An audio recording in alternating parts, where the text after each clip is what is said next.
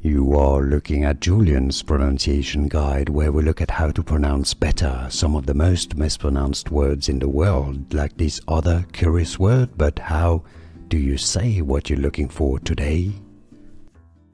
Let's learn how to pronounce these French expressions used in ballet dancing. We're going to be looking at how it's usually pronounced in English and the correct French pronunciation. So if you want to learn more ballet terms, make sure to stay tuned. All right, we've got them all here. The French pronunciation is à la seconde, okay?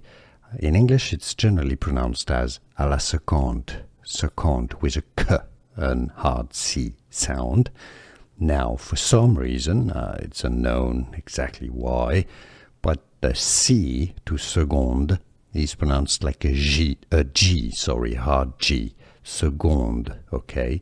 So if you wanted to say it well, like it should be said, you should say it as à la seconde, just pretend the C is a G, seconde, okay?